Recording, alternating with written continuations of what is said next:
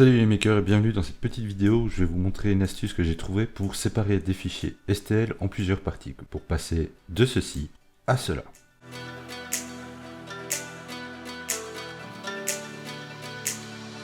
Alors premièrement, quel est le but, l'intérêt de séparer des fichiers STL?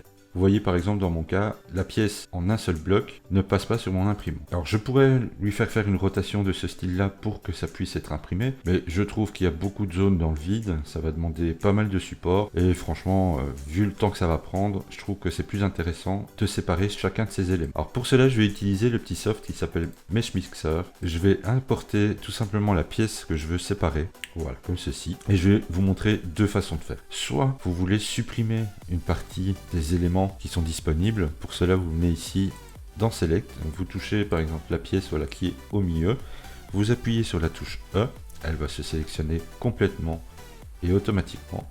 Et avec la touche Delete, vous pourrez la retirer. Moi ici, mon but, c'est pas de supprimer des pièces, je veux imprimer toutes ces pièces-là, mais individuellement. Je vais faire réapparaître, voilà, toutes les pièces, et je vais venir ici dans Édition avec la fonction Separate. Elle va m'ouvrir une petite fenêtre où dedans, il va y avoir d'indiquer tous les éléments de mon fichier. Il va simplement suffire de cacher chacune des pièces, voilà, complètement vide.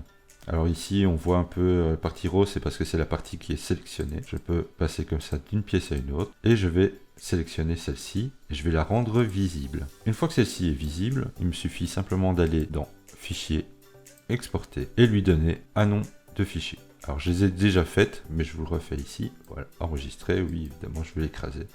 Et je passe à la pièce suivante, en masquant évidemment la précédente, en affichant celle-ci. On va essayer de trouver une autre, parce que je sais que celle-là, voilà. Donc je me place ici pour le voir. Ici, on vient d'un fichier, exporter, et on lui redonne un nouveau nom de fichier. Une fois que ça c'est fait, il vous suffit simplement de revenir dans Cura. Alors ici, je vais supprimer mon bloc de l'impression.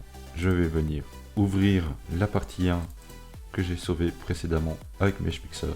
Et voilà, je peux imprimer cette pièce-là toute seule et elle passe sans problème. Voilà, c'était une petite vidéo très rapide. J'espère qu'elle pourra vous aider. Et n'oubliez pas de liker si vous avez aimé, de partager, de vous abonner, tout ça.